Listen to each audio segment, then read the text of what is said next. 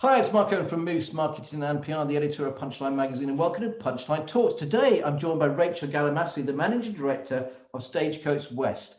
Fantastic for you to join us today, Rachel. Welcome to Punchline Talks. Thank you very much for having me, Mark. Well, you've just been promoted to take over the role. Can you tell us a little bit about Stagecoach West? We all see the buses running around all over the place, but I sometimes think people don't realise how big a company this is and what type of organisation it is. Can you give us a bit more background, please? Of course I can. So Stagecoach West is actually going through a period of change. We've been in Gloucestershire, Swindon, Wiltshire for the last 25 years. But actually we are just going through a merger with another stagecoach company, which was Stagecoach Oxfordshire, and we're combining the two businesses together to be one larger company moving forward. So what that really means on the ground is that we will have around 1,500 employees in total working for Stagecoach West, about 500 buses operating across our counties each day. And when I talk about counties, there are actually quite a few that we do cover. So we cover Gloucestershire, Swindon, Wiltshire, Herefordshire, most recently Bristol, which was a new area that we went into a couple of years ago, and then the whole of the Oxfordshire business. We have Oxford City Centre, Witney, Banbury. So really it's quite an expansive business, quite a large business.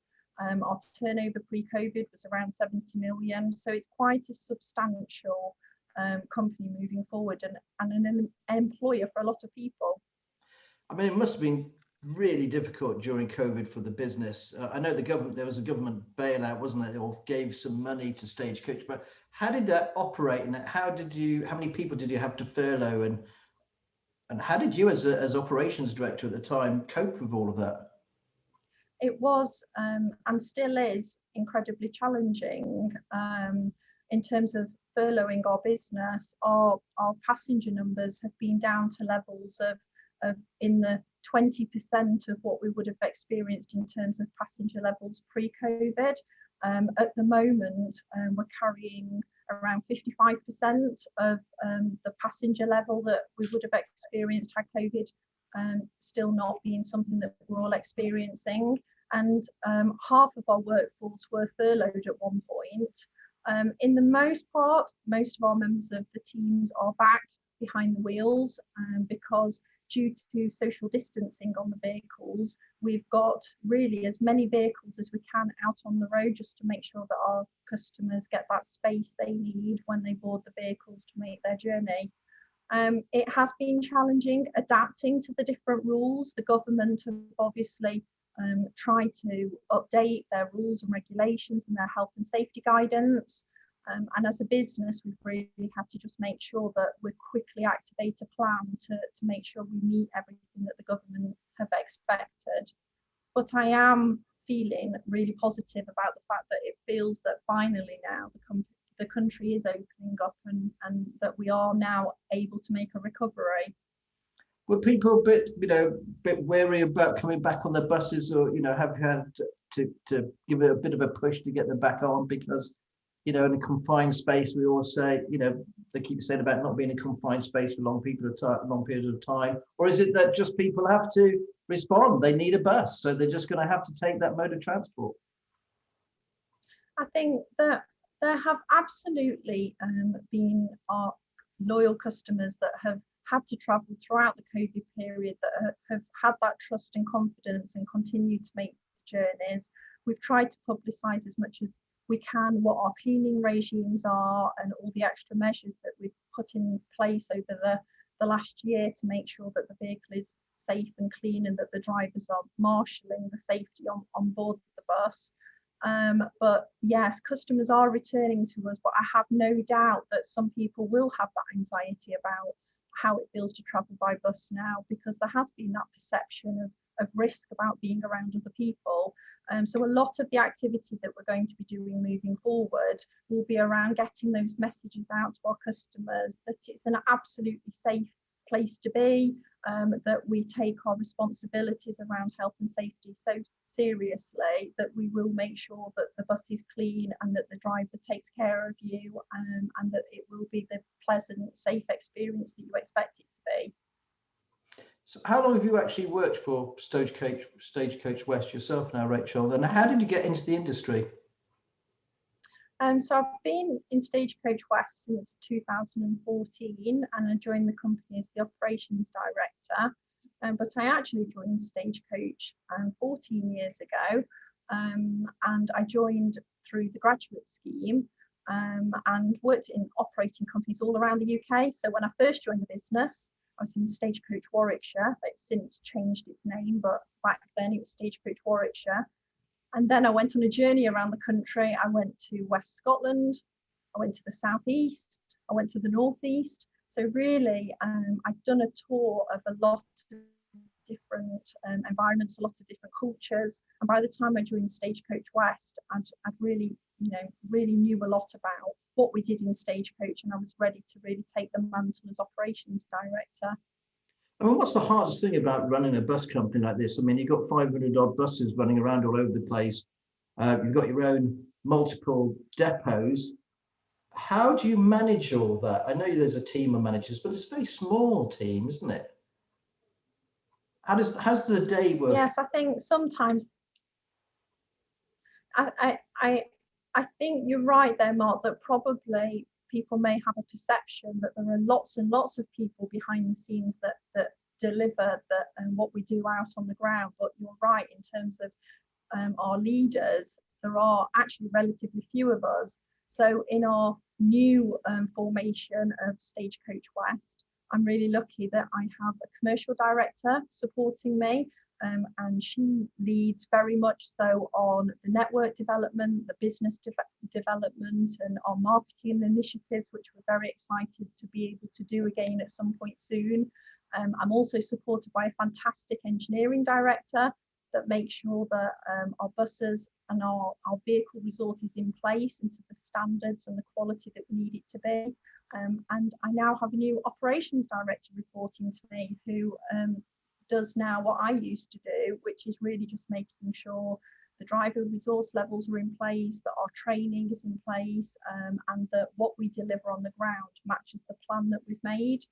And then beyond that, we have a team of very competent leaders that do so much to make things happen each day, and no 2 days are the same. There is not a day that any of us have come into work and done everything on our jobs list and the day has rolled out as we expected. It's such a varied industry to be in, and there are things that will pop up unexpectedly. There are exciting projects that we'll be working on all the time, but really no 2 days are the same, really.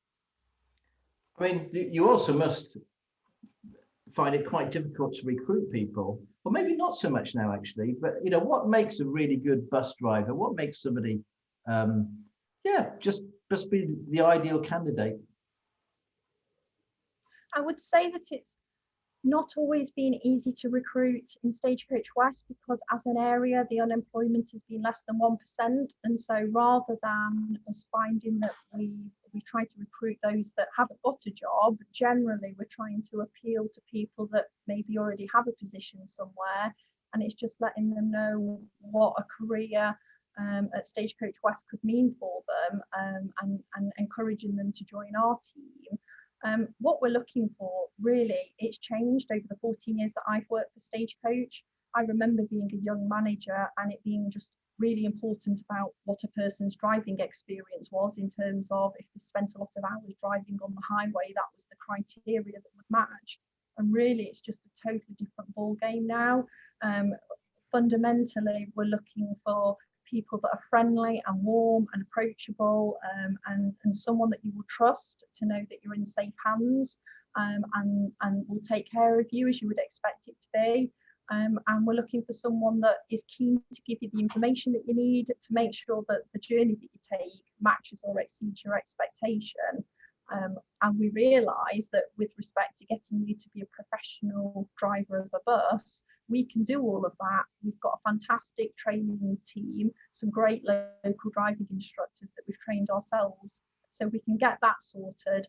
but you can't give someone that strong sense of customer service skill if they haven't already got something in them. So it's seeking that out in the recruitment process. Now, I know that all the managers there, all the directors there, have to learn to drive a bus. You can drive a bus yourself, can't you? I can drive a bus, so I got my license back in 2007.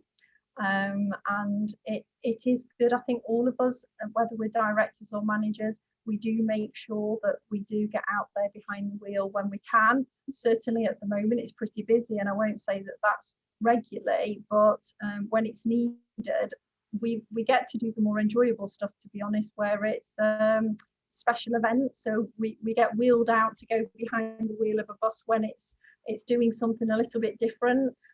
Whereas our regular team of professionals lead from the front on the day-to-day business, but we do like to keep our hand in, and I think it's important that we do know what the job is all about.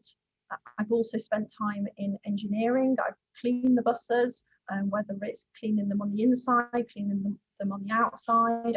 I've worked with a team of fitters in the engineering department.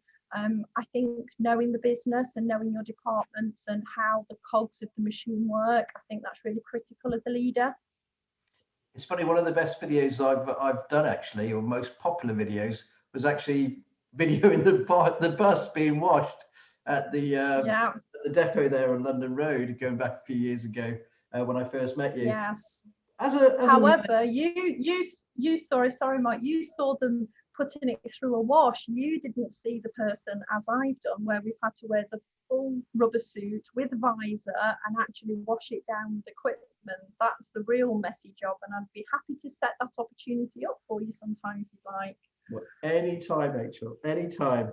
So as a leader of so many people, what's been the biggest challenge for you? You know, with all the staff and the lockdown, what would you say, and how did you overcome it? I think really for me, the biggest challenge, and it's something that's not just COVID related, and I think for the years I've been with the company, I think it's continuing to push our culture along, to make sure that we move with the times as an employer. We have a goal of being an employer of choice, and we want to make sure we modernise ourselves and that we're not a business that is antiquated in any way. So I think really for recent years, a lot of my time has been around concentrating on what the culture of the company is and making sure that we really do consider how we treat our people, so that we motivate them to give that very best version of themselves for our customers. We know that's absolutely linked, and so it's really been reviewing what we do, how our language, our approaches, and making sure that we are a truly considerate employer. And I think we've made some really good progress on that, and there are a lot of things as a business we've done that I'm extremely proud of in terms of achievements.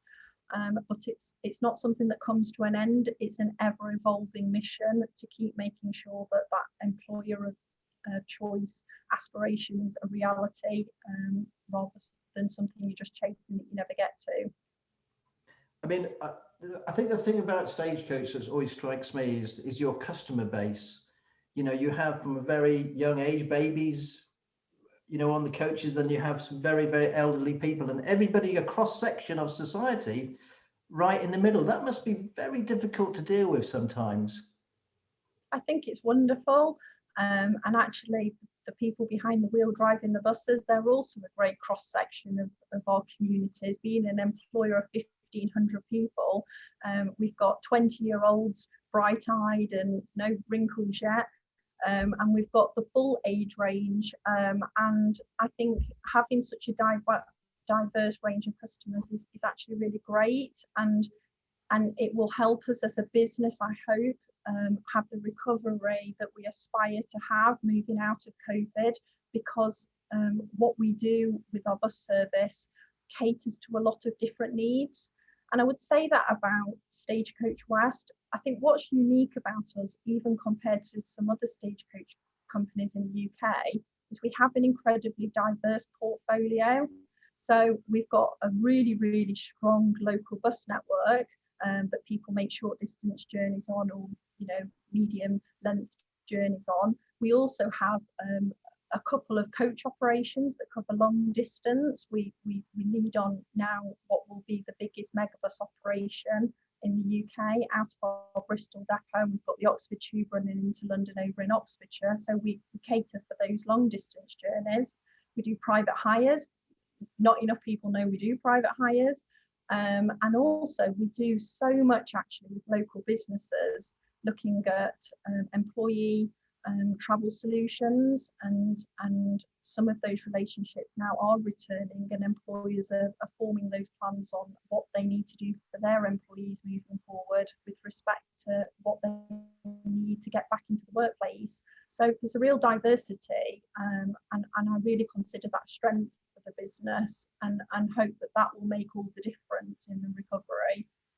Yeah, a lot of people don't realise that you have actually the business section here as well, that you can actually, you can hire your buses to take a large number of staff. So if you have a business park somewhere and you've just opened up, you can actually have a bus take those people there. Is that right? It really is, and there aren't really any two arrangements that we have that are the same, because it's very much a bespoke process that you go through with that employer. And it's not all huge employers. We deal with smaller employers as well, and they approach us and say, right, I want a solution for our employees, but what are the options? And that's where our team really come into their own, because we have a range of different options we can show them in terms of how we can maybe tackle this for them. So we have some employers that just help their staff with tickets to travel on the bus, but they just use the local network. Or else we do bespoke private services that are specifically for those employees. So there's really a multitude of different things that we can do, but it's really critical, because the more that we can have those business to business relationships with other employers, that will actually make a difference with the congestion on the roads, because it will free up cars and mean that we do have more open highway to give punctual, reliable journeys. Yeah, a lot of people don't realise actually that the buses themselves are really green nowadays. They take a lot of cars off the roads, don't they? And they really do. And the goal absolutely is to make more of that modal shift happen across our counties. Unfortunately, I think the last stat that I saw was that 4% of those sort of commuter journeys are made by bus. 4% is not enough to really make a dent on the road space and congestion, and to improve air quality. And I know the government see that, and the local authorities are hopefully realising that there's work to do on that as well with us. But yeah, it's really important that we do get people onto the bus, and that modal shift does happen. It's absolutely critical to our agenda. And will you be moving later on to sort of electric buses? Is that in line for Business West here?